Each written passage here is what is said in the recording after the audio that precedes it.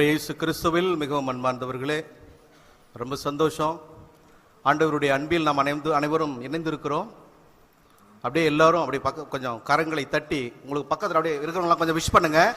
Happy Christmas ஒரு smile கொடுத்து happy Christmas and merry Christmas சொல்லுங்க. என்ன பார்க்காதீங்க, பக்கத்தில் இருக்கிற பார்த்து சொல்லுங்க. பக்கத்தில் இருக்கிற பார்த்து ஹாப்பி கிறிஸ்மஸ்மா, ஹாப்பி கிறிஸ்மஸ்கா அப்படின்னு சொல்லுங்க. கொஞ்சம் சந்தோஷமா சொல்லுங்க. கரங்களை உற்சாகமாக தட்டுவோம், ஆண்டவரை மகிமைப்படுத்துவோம். நம்முடைய நெல்லித்தோப்புல ஆண்டவரை மகிமைப்படுத்தினா எப்படி கரங்களை தட்டுவாங்க? தட்டுங்க பார்க்கலாம்.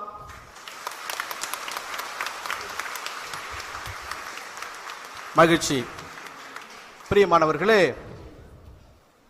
ரொம்ப சந்தோஷமான நாள். ஆண்டவருடைய பிறப்பு, ஆண்டவர் நம்மை மீட்க வந்த நாள், அதை நினைக்கக்கூடிய நாள். பிரியமானவர்களே, இன்றைய நாளில் நாம் கேட்ட எல்லா வாசகங்களும் நமக்கு சொல்லிக் கொடுப்பது என்ன என்றால், நம்முடைய வாழ்வை ஆண்டவரிடத்தில் பதிவு செய்ய வேண்டுங்களா? என்ன செய்யணுங்க? நம்முடைய வாழ்க்கையை ஆண்டவரிடத்தில் பதிவு செய்ய வேண்டும் என்று எடுத்து காட்டுகின்றன. பிரியமானவர்களே, எசையா புத்தகம் 9வது அதிகாரம் 2 4 மற்றும் 6 7 வரை இதில் சொல்லக்கூடிய வார்த்தை என்ன என்றால், நமக்கு ஆண்மகு ஒருவர் தரப்பட்டுள்ளார் என்று சொல்லுகிறது. பிரியமானவர்களே, திருப்பாடலுக்குள்ளாக வருகிற பொழுது இந்த ஆண்டவருக்கு, நமக்காக பிறந்திருக்கக்கூடிய ஆண்டவருக்கு புதிதாக ஒரு பாடலை பாட வேண்டும். அதை தான் நம்ம இன்னைக்கு பாடலாக திருப்பாடலை பாடினோம். 2வது வாசகம் தீத்துக்கு எழுதிய திருமுகம் 2வது அதிகாரம் 11 14 வரை. நம் அனைவருக்கும் அருள் உண்டு. யாருக்குங்க? நம் அனைவருக்கும் அவருடைய அருள் உண்டு என்பதை எடுத்து காட்டுகின்றன. பிரியமானவர்களே, லூக்கா நற்செய்தி 2வது அதிகாரம் 1 14 வரை. தாவீது வழி மரபினரான யோசேப்பும் தமக்கு மனம் ஒப்பந்தமான மரியாவோடு பெயரை பதிவு செய்ய கலிலேயாவில் உள்ள ஊரிலிருந்து யூதேயாவில் உள்ள பெத்லகேம் என்ற தாவீதின் ஊருக்கு சென்றார் என்று சொல்லுகிறது. அவருடைய பெயரை பதிவு செய்ய சென்றார்கள். ஆனால் இன்றைக்கு நாம் ஆண்டவருடைய தீவன தொட்டிக்கு இன்னைக்கு வந்திருக்கிறோம். என்னங்க? தீவன தொட்டிக்கு அண்டையில் நாம் வந்திருக்கிறோம். பிரியமானவர்களே, நாம் எதற்காக கிறிஸ்துமஸை கொண்டாடுகிறோம்? ஏதாவது ஒரு சில வார்த்தைகளை சொல்லலாம். ஜஸ்ட் ஒரு கெஸ்ஸிங்கா ஒரு சில வார்த்தைகளை சொல்லலாம். எதுக்காக நம்ம கிறிஸ்துமஸ் கொண்டாடுறோம்? 2வது வருகை, அப்புறம் சந்தோஷமா இருக்க, கேக் வெட்ட, அப்புறம் சொல்லுங்க, சும்மா உங்களுக்கு மனதில் படுகிறத சொல்லலாம்.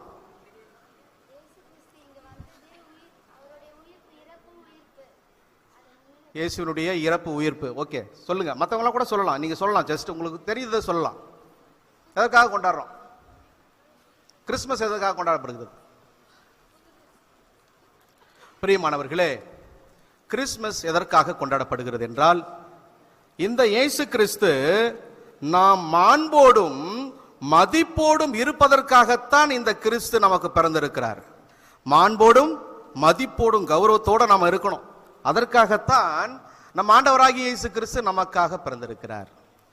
பிரியமானவர்களே, எப்படிங்க மாண்போடு மதிப்போடு என்று சொன்னால், அதற்கு முக்கியமான தேவைகள் என்ன என்று சொன்னால் அடிப்படை தேவைகள் தான். அடிப்படை தேவைகள் உணவு, உடை, இருப்பிடம். இது இருந்தாலே நம்முடைய வாழ்க்கையில நம்ம சொல்லுவோம், ஆலயத்துக்கு வருவோம், இல்ல வெளியில நம்ம பயணம் செய்யும் போது மற்ற இடத்துல சொல்லுவோம். என்னன்னு சொல்லுவோம்? இப்ப பரவாயில்லைங்க, நாங்க நல்லா இருக்கிறாங்க, என் பிள்ளைங்க நல்லா இருக்காங்க, நல்லா படிக்கிறாங்க, அப்படி என்று நம்ம சொல்லுவோம் இல்லையா?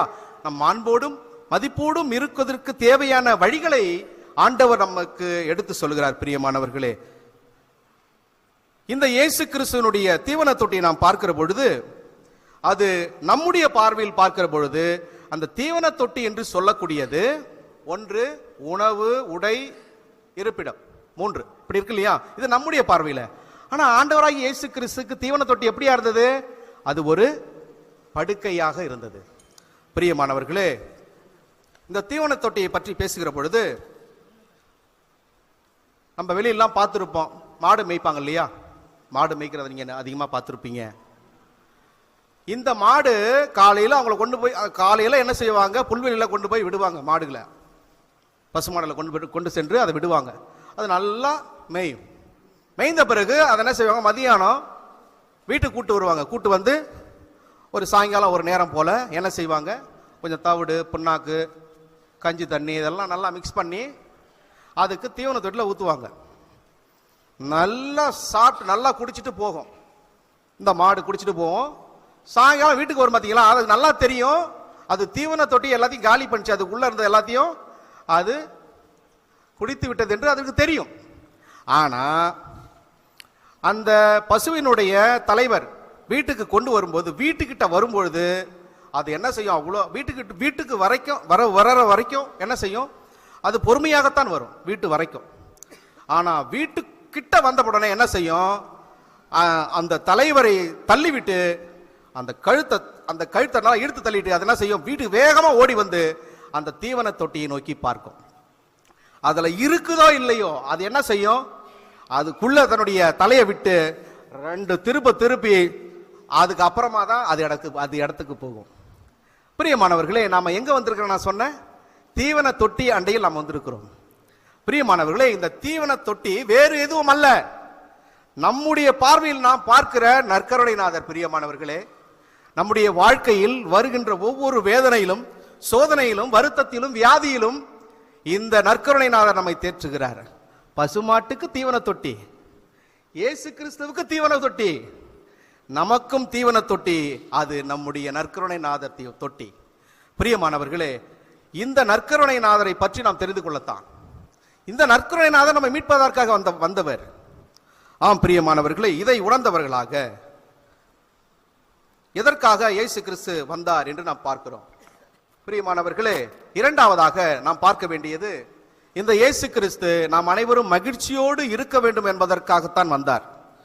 எல்லாரும் அழுதுட்டு இருக்கிறதுக்காக அவர் வரல. மூன்றாவதாக பார்க்கிற பொழுது, நாம் அனைவரும் அமைதியாக இருக்க வேண்டும், அவரை பார்த்து நாம் கற்றுக்கொள்ள வேண்டும் என்பதற்காக அதை சுட்டி காட்டுகிற விதத்திலே அவர் இந்த உலகில் வந்தார். பிரியமானவர்களே, ஒரு மனுஷன் ரொம்ப சோகமா இருந்தா தன்னுடைய குரல்களை 3 விதமா காமிப்பான். ரொம்ப சோகமா, விரக்தியில, வருத்தத்தில, கவலையில, கண்ணீரில, பிரச்சனையில, ரொம்ப பிரச்சனையோட இருந்தான் அப்படின்னு சொன்னாக்கா அவன் 3 குரல்களை காட்டுவான். எத்தனை குரல்களுங்க? 3 விதமான சவுண்டை போடுவார் மனிதன். 1 ஷபா 1, 2 அவருடைய கவலையும் வேதனையும் இப்படி காமிக்கிறார். 3வது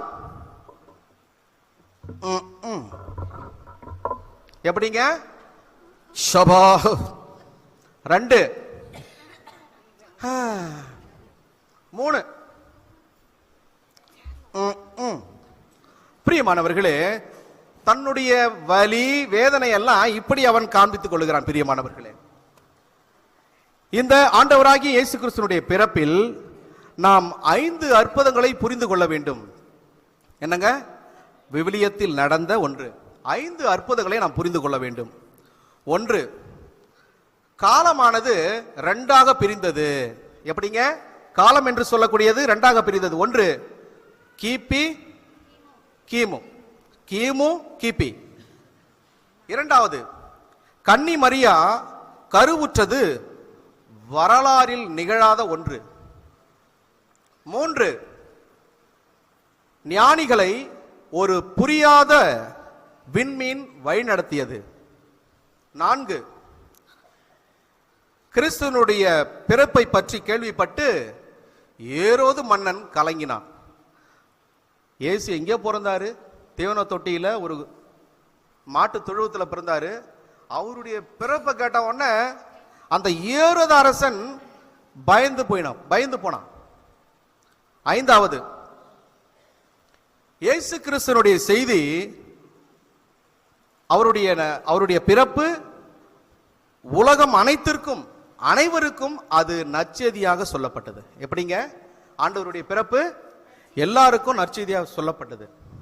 நீங்க யாரா இருந்துட்டு போங்க, நீங்க எந்த மதத்துல வேணா இருந்துட்டு போங்க, அங்கே நம் ஆண்டவராகிய இயேசு கிறிஸ்து பிறந்திருக்கிறார். கரங்களை தட்டுவோம், உற்சாகமா தட்டுங்க, கொஞ்சம் உற்சாகமா கரங்களை தட்டுங்க. பிரியமானவர்கள், நம் அனைவருக்கும் அவர் பிறந்திருக்கிறார். நம் குடும்பத்தில் உள்ள ஒவ்வொரு சூழ்நிலைகளையும் அவர் அறிந்திருக்கிறார். நமக்கு சந்தோஷத்தை கொடுக்கவும் அமைதியை கொடுக்கவும், நம்முடைய குடும்பத்தில் இருக்கிறவர்களை அனைவரும் நம்மோட சந்தோஷமாக சமாதானத்தோடு இருக்க ஆண்டவர் நமக்கு பிறந்திருக்கிறார். பிரியமானவர்களே, ஒரு நாள் அரசவையில மன்னன் என்ன செய்யறாரு, தன்னுடைய மந்திரியை கூப்பிடுறாரு. என்ன மந்திரி நண்பரே, ஆண்டவராகிய இயேசு கிறிஸ்து அவரு செய்ய வேண்டும் என்று சொன்னால், தன்னுடைய பணியை செய்ய வேண்டும் என்று சொன்னா அவருடைய தூதர்களை அனுப்பலாம், இறைவாக்கினர்களை அனுப்பலாம், புனிதர்களை அனுப்பலாம். ஏன் அவரே இறங்கி வந்தாரு அப்படின்னு ஒரு முறை ரொம்ப கேலியாக அந்த அரசன் பார்த்து மந்திரியை கேட்டான். அப்ப அந்த மந்திரி ஒண்ணுமே பேசிக்கல, ஒரு வார்த்தையும் சொல்லவே இல்லை. ஒரு நாள் என்ன நடக்குது அப்படின்னு சொன்னா, அவங்க ஒரு நதியை கடக்க வேண்டிய நிலைமை வந்தது. அரசன் தன் மனைவி பிள்ளைகளோடு அந்த படகிலே வந்து கொண்டிருக்கிறான். படை வீரர்களும் அவங்க கூட உட்கார்ந்து இருக்கிறாங்க. இப்படி உட்கார்ந்து இருக்கிற பொழுது மந்திரி என்ன பண்ணாரு, அரசனுடைய குழந்தையை தூக்கி தண்ணியில கீழே போட்டார், உள்ள போட்டார். என்னங்க ஆகும் அந்த குழந்தைக்கு சொல்லுங்க, என்ன ஆகும்? தூங்குறவங்க உறங்குறவங்களா கொஞ்சம் உற்சாகமா கரங்க தட்டுங்க பார்க்கலாம். தூங்குறவங்க உறங்குறவங்க. பிரியமானவர்களே, என்ன என்ன நடந்திருக்கும்? அந்த குழந்தை செத்து போயிடுச்சு இல்ல, செத்து போயிட்டு இருக்கு இல்லையா? என்ன நடந்திருக்கலாம் சொல்லுங்க? மூச்சு திணறி செத்து போயிட்டு இருக்கும். அரசர்லாம் அங்கதானே இருக்காரு இல்லையா? பிரியமானவர்களே, அந்த குழந்தை தூக்கி உள்ள போட்டார் மந்திரி. போட்ட உடனே அந்த மன்னன் என்ன செய்கிறாரு, இந்த படகுல இருந்து யாரு எது சொல்றதுக்கு காப்பாத்துங்க அப்படின்னு சொல்றதுக்கு, மனைவி சொல்றதுக்கு முன்னையே அவர் என்ன செய்யறாரு, அங்கிருந்து குதித்து அந்த தண்ணிக்குள்ளே பாய்ந்து தன்னுடைய குழந்தையை மீட்டெடுக்கிறார். குழந்தை நலமா இருந்துச்சு. அப்பாடா இப்பதான் சந்தோஷமா இருக்கு அப்படின்னு நினைக்கிறீங்க. தூக்கிட்டு மேல வந்துட்டாங்க. வந்த உடனே அப்ப அரசன் மந்திரியை பார்த்து கேட்டார், எதுக்கு என்னுடைய குழந்தையை தூக்கி உள்ள போட்ட அப்படின்னு சொல்லிட்டு. அரசரே, உங்களுடைய குழந்தையை தூக்கி போட்டது நான் தான். ஆனா நான் கூட அவ்வளவு சீக்கிரமா நான் விழுந்து உங்களுடைய குழந்தையை நான் காப்பாற்ற முடியாது.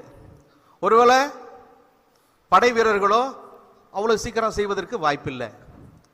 ஆனா நீங்க எதுக்கு உள்ள குதித்து குழந்தை தூக்கிட்டு வந்தீங்க அப்படின்னு கேட்டார். அப்பதான் அந்த மன்னன் புரிந்து கொண்டான், ஐயோ தன்னுடைய மக்களை அவர்தான் மீட்பார். சொல்லுங்க பார்க்கலாம், தன்னுடைய மக்களை அவர்தான் மீட்பார். சொல்லுங்க, அவருடைய மக்களை அவர்தான் மீட்பார். பிரியமானவர்களே, இதை நாம் உணர்ந்தவர்களாக இந்த திருப்பலியிலே தன்னுடைய 2 கரங்களையும் கால்களையும் அசைத்து நமக்கு அற்புதம் செய்ய போகக்கூடிய இந்த குழந்தையை நாம் நினைப்போம். இயேசு கிறிஸ்துவை நினைப்போம். அவருடைய ஆசீர்வாதம் எங்களுடைய குடும்பத்தில் தங்கணும் அப்படின்னு சொல்லி மனதார நாம் செபிப்போம். அவர் நம்மை ஆசீர்வதிக்க வேண்டும். சும்மா அவர் கரங்களை அப்படி சும்மா அசைச்சாலே போதும், அங்க அற்புதங்கள் அதிசயங்கள் நடக்கும். நம்முடைய குடும்பத்தில் எவ்வளவு வருத்தங்கள், வியாதிகள், பொறாமை, சந்தேகம் நிறைய, இவை எல்லாவற்றிலும் இருந்தும் நம் ஆண்டவராகிய இயேசு கிறிஸ்து, இந்த குழந்தை இயேசு கிறிஸ்து, அற்புத இயேசு கிறிஸ்து நம்முடைய வாழ்வை மாற்ற வேண்டும் என்று சொல்லி அவர் கரத்திலே ஒப்பு கொடுப்போம். நிறைவான ஆசீர்வாதங்களை பெற்றுக்கொள்வோம். ஒரு சின்ன பாட்டு, எல்லாருக்குமே தெரிந்த பாட்டாக தான் இருக்கும். அது நீங்க என் கூட சேர்ந்து பாட போறீங்க. ஜஸ்ட் ஒரு லைனா பாடிக்கலாம். Feliz Navidad, கரங்களை தட்டி. Feliz Navidad, Feliz Navidad, Feliz Navidad, próspero año, felicidad. Feliz Navidad, Feliz Navidad, próspero año, felicidad. We wanna wish you a Merry Christmas. We wanna wish you a Merry Christmas. We wanna wish you a Merry Christmas from the bottom of our heart. We wanna wish you a Merry Christmas. We wanna wish you a Merry Christmas. We wanna wish you a Merry Christmas from the bottom of our hearts. அனைவருக்கும் Christmas வாழ்த்துக்கள்.